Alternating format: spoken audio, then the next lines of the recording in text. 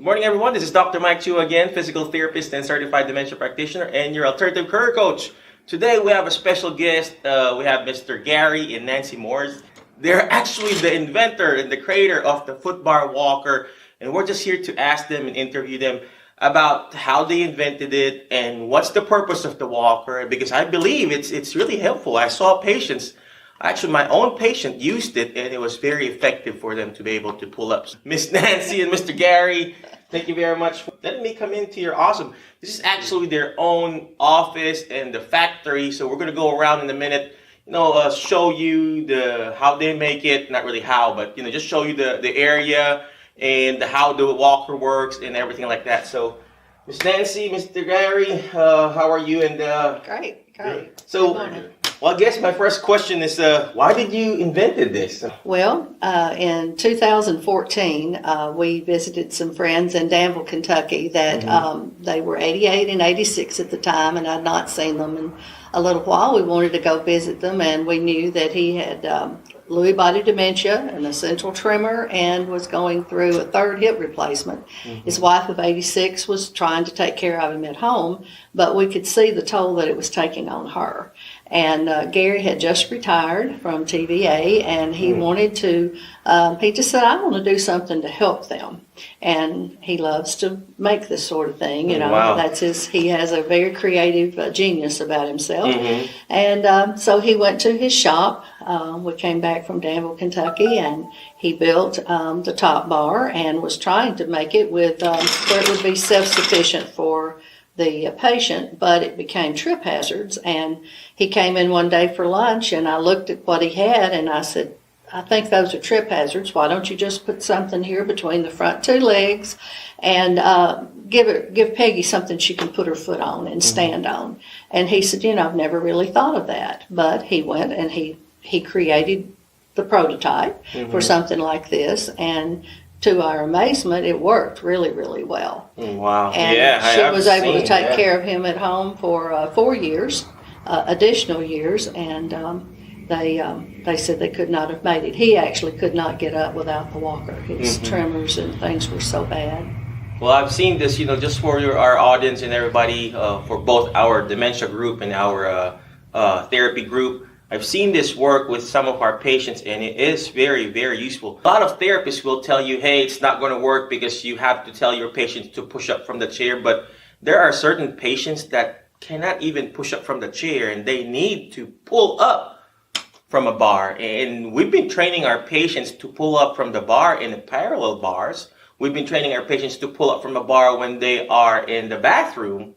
Why can we not do it in a walker? And this is very, very... I wish I invented it, actually. We thought about it in the therapy world. We never took action. And this people here, Mr. Gary and Miss Nancy, they took action. And that's what I want you to realize, dementia group and alternative career group. They are in their late, not really late, I'm 72. She's 72. He's actually 67. She's 67. So we average 70. So, you see, that's the average there, 70. They still took action and implemented this in their lives. And this is like a two-edged sword. We can give this to our patient and give it to our patient. And if you're a caregiver right now, needing assistance in getting up to a patient, this is a very great tool that you can use. So going back to the invention, basically there's a bar on the top here that is attached, and there's a foot bar. Let me show it to you guys. So this is the walker right here. So I don't want to. Okay. Sit on the table. It won't bother us. If we break it. No. All right. Okay. So as you can see, Miss Nancy is in the middle, right? No, just kidding. So you can see you got the bar on the top, obviously, and there's a foot bar. That's why they call it foot bar walker. So basically, it pulls down there, and the actual caregiver puts the foot and the foot bar, and the patient can pull up from here, and it is FDA. They registered it through FDA. Am I correct, Right. Miss Nancy? And then it's also patented, so nobody can copy or whatever you call that. Our patents back then. So, with regards to safety and everything, could you tell us, Mr. Gary, what are the safety features or the whatever certification you've had? Is it really sturdy? Did you do any kind of engineering research or background on it through universities or whatever? Well, the universities came after the invention. I've always been a mechanical nature and have somewhat of a designing thought process. The thought is that we could use the walker as a platform, and so we designed everything around it without any compromise to it, because the walker has a rating, and we didn't want to do anything. If we drilled holes in it or compressed it, it would change the fact of what it does. So we just built everything around it. It's all clamp fitted. There's nothing to compromise the walker at all. And this one is designed for 350 pounds. This one here? Oh, wow. It's designed for me then. Yeah, at least. The safeties involved in it, I think there's more than one safety factor involved. One of the concern is that if we leave it with a dementia patient or with someone who has trouble getting up, if they tried to utilize it on their own, it works as a regular walker. So whatever conventional method that, from a therapeutic standpoint, that they utilize, that's what they have to rely on. It requires the caregiver to use this product as a footbar walker. And otherwise, it's just a walker. And it functions exactly the same way. So if you leave it with someone that is compromised in their health care, they have to use it as a walker. There you go. All right, so just the clarification, like what Mr. Garrett said there, we're not putting in that this is a miracle walker or whatever. It is a regular walker, wherein there's a bar on the top and there's a foot bar at the bottom, and it is for the caregivers, not for the patient. So thank you for clarifying that. My next question, how... Can I say something? We actually had a patient that referred to that as his miracle walker. Miracle walker, there you go. He was a 91-year-old patient that had fallen and crushed his hip. He'd broken it in 11 places and it was not operable. And with the footbar walker and the home health care, the therapist and all like that, he was able to stand up the very first time using only one leg, I might say, but he was able to get out and function with his family and everything for several months, and he got over the hip and then passed away later with heart failure. But at the same time, some people see this as a life changer, as a miracle walker, but we call it the footbar walker. There you go. Well, we have to patent that miracle walker too. Well, anyway, there's actually a time and place for every type of assistive device. So if you're watching and listening right now, there's a time and place for using a single point cane. There's a time and place when you need to use a quad cane. Quad canes mean you got those 4-prong canes. There are time and place and appropriateness if you need a walker. Same thing if you need a rollating walker, the one with the 4 wheels. Same thing with the one with you have those scooters. So it really depends on the patient functional mobility, and really depends on the patient's participation level. And this particular walker here is appropriate for those patients who are having difficulty getting up, having difficulty pushing up on their chair, and obviously it's much easier for them to pull up. And like what Ms. Nancy said, there's specific type of patient. So if you've got any questions or any concerns or any violent reaction like a lot of people does, reach out to us. Reach out to my website, drmikechua.com, email us, or go to their website, footbarwalker.com, and investigate. Watch all the videos that they've uploaded in that group or in that website, because there are a lot of patients who are actually convinced, that this really helped them. And, not all is appropriate for it, but majority will be, especially in our group that has a lot of, dementia patients, stroke patients, and, patients who just really needs to pull up from a bar and assistance from a caregiver. And I think a week ago, I had one patient and they had this, and it really made my life easier as a physical therapist, because all I need to do was step on that bar and the patient stood up. I didn't even have to put a gait belt, and I didn't even have to pull up the arms of that patient, because they were able to pull up from the bar itself. Last question. Okay. you have something to say? I was just going to say, love for the caregiver and the patient was what caused us to want to do this. And I think personally that it's time that the caregivers were given some some assistance to help them in their daily lives deal with patients so that they don't become a patient. I love what you said there. The love for the caregivers. Yes, we need to focus on our patients because we want them to get better. But sometimes, not sometimes, all the time, we need to also take care of our caregivers. You as a caregiver, you cannot give what you do not have. Just like money, I cannot give money to somebody else, to my kids, if I don't have money myself. I cannot give food to my kids, to my daughters, if I don't have food myself. Well, obviously I have food a lot here, but same thing with caregiving. You cannot give what you do not have. That's why it's called caregiving. You're giving care.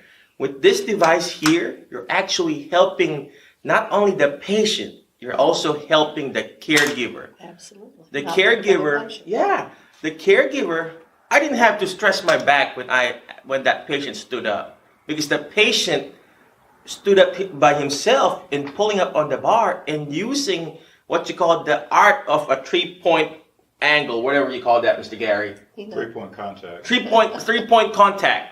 A 3-point contact is better than a 2-point contact. Obviously, the best is 4-point contact, but this is a 3-point contact wherein you're pulling from from the patient to the walker and with the caregiver. And you're using what you call a leverage, and that's what you want to do. You want to have a leverage when you're trying to lift somebody or carry somebody. The stress of the caregiving goes to the foot. You want to tell them about that? Well, we learn this later. Basically, through talking with some university people, we found out that we had actually applied physics. Mm-hmm. And I realized that after they explained it to us. But you're using your body weight as a counterweight. Mm-hmm. The caregiver uses their body weight as a counterweight, and the top bar offers a counter pull. And in nature, if you try to lift something, you will only exert the amount of energy that it takes to move the object. So if the patient is pulling 5 pounds of pull, then the caregiver automatically pulls 5 pounds. Mm-hmm. If they suddenly get into a distress and increase to 10, the caregiver automatically pulls to 10. Mm-hmm. It's just part of nature. Mm-hmm. And one thing that I wanted to point out, if a carpenter or a mechanic shows up at the work site and the mechanic has one screwdriver or the carpenter has a hammer, he's basically handicapped because he doesn't have his other tools. That's true. So the therapist, when you go into your clinic or a clinic, you may see 10 or 15 different items that you may not use all at once. But today you may need this, and tomorrow you may need the next item. So we offer this just as another tool to go in the caregiver or the therapist toolbox. Mm-hmm. This, you may need it today and you may not need it for a while. That's And true. it's extremely portable. Yeah. It's something that my friend Peggy said she used it at least 11 times before noon just to get her husband out of bed and to the bathroom and up from the bathroom and things like that. And she used it all through the day, but it took all of that stress off of her. You know what? And I think that's one of the many limitations that we're having, especially at home. I'm a home health therapist, guys. We don't stand the patient up all the time because it's so hard for the caregiver. We have to wrap that gait belt. We have to pull it from the arm. We have to buy a lift chair. How much is our lift chairs? Like $4,000, $5,000. Close to 2,000. I know. We had one friend that, or a customer that has a condition very similar to Lou Gehrig's disease, and he had all the tools at his home, even the lift chair. And his wife was taking treatment for bone cancer. It was really a sad situation, and so it turned out that he couldn't even get up out of the lift chair without her pulling on him. But with this, he was able to just pull up, stand, and sit. She had no stress on her anymore, and it was a really touching moment when he realized, that he had something that he could use that no longer taxed his wife to take care of him at home.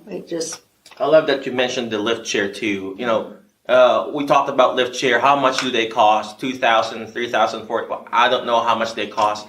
This is less than how much? Well, we've got it for $429. $429. It's $429. No, $424.99. Or $424 or whatever, you know.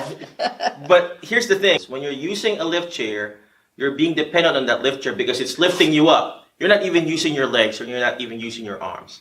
With this device, it's a win-win situation.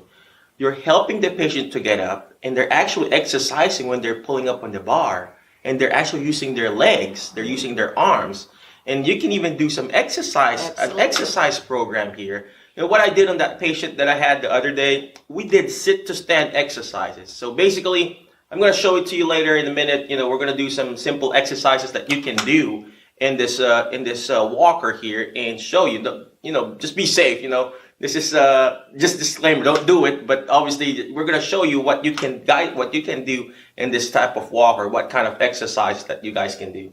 Okay. So, Mr. Gary. Dr. Chu, Yeah. is that correct, Dr. Chu? Just call me Michael. Michael? Okay. I have trouble calling the doctor Michael, but okay. One thing, you were talking about the lift chair, and the person that Nancy mentioned that had the debilitating condition, and his wife, when he was in the lift chair, it was really difficult for him to come up from a straight chair. So the lift chair brought him up to about 45 degrees, but he still could not make that final move to stand upright. So this, in combination with the lift chair, solved the problem. There you go. And he was able to, he actually had a gait belt that he wore pretty much all the time. But with this, his wife did not have to use the gait belt, and she had been lifting behind, as you mentioned earlier, to help lift him, and it was putting her in a really awkward position. But if the patient is in a lift chair, this is great to help get them to the upright position, because the lift chair will only bring you up to a certain angle. Then the patient is on their own to finish, get to the upright position. You know, speaking of angle, he mentioned about angle. When you're trying to pull up in a regular walker, your wrist is in a certain angle. So, for example, I'm pulling up. Okay, I don't know if you see me, guys. So I'm pulling up with my wrist without the bar itself here. If I'm going to pull up here on this angle here, in this angle, we call it a neutral angle, and your wrists are in what you call the ulnar deviation, or sounds fancy, but it's something like this. You know, the movement is like this. So if I'm pulling up like this on this angle, it's hard for me. It's going to hurt my wrist. If I have carpal tunnel syndrome, it's going to be hard for me. But if I'm in this angle like this, see, I'm in a neutral position, neutral angle of my wrist. It's much easier for me to stand up. I hope that makes sense. But, you know, that's the purpose there. If you're pulling up in a regular walker like this, it's hard. See? I mean, I can't even do it. Even people who work out in the gym will have a hard time pulling up in this angle. And but pushing up from that chair. But if you're in this type of angle, what kind of position is this when you're doing this? In that position, it's actually a bench press movement. And it's a natural movement for a person to get up. All right, I'll stop talking. All right, Mr. Gary, this next question, is this covered by Medicare or insurance? Can you explain to us why we can't have insurance pay for it or something like I'll that? let Nancy, she actually dealt with Medicare on that. Okay. The first answer is no, Medicare does not cover it. They told me that it was classified as a luxury item for the caregiver. But the base walker, which is a E0143, when a doctor prescribes a base walker, possibly that portion of our walker could be applied. When you say the base walker is the actual whatever walker a base itself. walker, it's an E0143. That's the HCPCS number for that. Okay. But as far as covering the whole item, they don't get it yet. But Okay. I think when enough people realize the impact that it can take on not only the patient but the caregiver to prevent in home settings where you've got an elderly person taking care of an elderly person, as long as that caregiver has a sharp enough mind to understand the mechanics of this, the physicality of it is as easy as a woman putting her foot down. And that's what I did when I thought of this, Footbar. I just said, why don't you put something here? And he jokes and says, Nancy put her foot down. But amazingly, we've had physical therapists and nurses to say, I've put my foot on the wheel, I've put my foot on the frame, I've done everything in the world. Why didn't anybody ever think of this foot bar? You mentioned that. I've done this before. I would ask the patient, obviously we put the gait belt or we pull on the arm, and I put my foot right here on the middle of the bar there. And Real balance. it was, it's not really safe, but I know because I'm skilled to do it. But if you ask a caregiver to do that, that's not really safe. All right, I'm going to ask you guys if you can show it to me how to use it, if you don't mind. Yeah. Obviously, you're going to be the caregiver and Mr. Gary will be the patient, right? Yes, he's the old one. All right. I'm going to move all these chairs over here.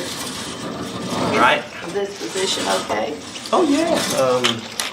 Let's move closer over here. Okay. There you I go. don't know if the table will block you or not. Let me see. Yep. You want us to move it out this way? I think we're good. Yeah. There you go. Mm-hmm. We have found that the placement should be about the end of the person's toes because that's about where a person gets to sit down. It's this far out. The caregiver brings the walker, places it in front of the patient. They put one hand on the top bar, rotate the foot bar down, step back in a comfortable power position. Now they're ready for the patient to put their hands on the top bar, and they pull up as if they're pulling up on a church pew. That's what we tell people. And they come up that easy. Wow. We have seen people that would normally have Parkinson's, tremors, essential tremors, that actually don't tremor. Mm-hmm. It comes up. And then I would step up and take my foot off, and he would be able to walk with the walker. Right. Then when he goes to sit down, you do it in reverse. He would back up. I would again apply my hand and my foot, step back and allow him. And this gives the patient an opportunity to slowly descend so that they don't have that flop and drop. Mm-hmm. And we have found that that really helps a lot of people too. Amazing. If a patient, for example, had a bad shoulder, show them how they could do that. You could do that. Mm-hmm.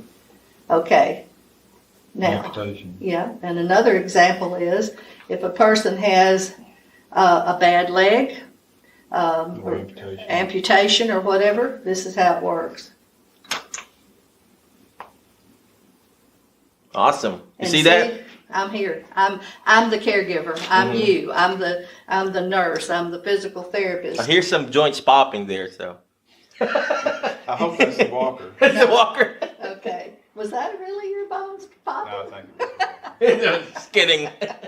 All right, let's show. So that's the way it works. one thing you asked earlier about safety precautions with this, should this be along with someone and they do try to utilize it, it's virtually impossible for them to utilize this foot bar because they're in a position that they can't stand up. Not unless you have a really, really long leg, right? You'd have to have like a 12-foot leg. Okay. And then you're in this position, and it's still, even with your leg out in that extended position, it's almost impossible to stand up. So that's why the caregiver you need is this. allowed to have eye contact. Mm-hmm. You can maintain your patient's condition. You can instruct them, even with, I know you deal a lot with dementia patients where you have to instruct them each time what they're to do. You're able to look at them, eye-to-eye contact, and keep your body straight. I'll show you what I did if you'd like. Yeah, with go a ahead. dementia Yeah. patient. I was told that this lady was virtually impossible to get up, and so what I did this, and I reached over and I got her hand and I put it here. Mm-hmm. I reached over and got her hand and pulled it here, and then I looked at her and I said, "We're going to stand up now," and I started this, and she came right up. There you go. And then you can hold their hands until they feel secure sitting down. Tactile touch is very important. You're basically you're putting pressure on a patient's joint or hand. So that's very good technique too. All right, so thank you very much, Ms. Nancy, Mr. Gary, for being a patient and a caregiver. Thank you. One thing for safety-wise, when you're fitting a walker with your patient, you have to make sure that the handlebar is on the hip joint. Why? Because if it's too low, you're going to hurt your patient's back. If it's too high, you're going to hurt your shoulder. So when you're fitting it, make sure it's on the hip joint. This is perfect for me. Obviously, it's a little bit lower for Mr. Gary, but that's how you want to measure it. It's obviously adjustable here on the bottom. You can adjust it there and just make sure, like what I said, it's on the hip joint. And that's the most optimal way. So the different exercise that you guys can do with your patient with this, obviously, is sit to stand. Let me do that. Let's go ahead and do that, Ms. Nancy. I need the exercise. So basically, same thing what she did. She put her feet down on the floor, just like a woman, and you just ask the patient to. Oh, see, she's training me. I put my hand in the middle, and you just tell the patient, "Hey, go ahead and stand up and sit down for 10 times." So you want to do that, Miss Nancy, for 10 times. So this is what she's doing, going up and down. Basically, I'm asking you to count out loud. Don't hold your 4. breath. Very good. So you're asking her to 5. count and breathe. 6. And it's basically a good exercise. 7. I need to be doing that right now, right? We need to be doing that, Mr. I Gary. feel it in my core. I So, feel it in my legs. There you go. So let me put my feet down real good. So Okay.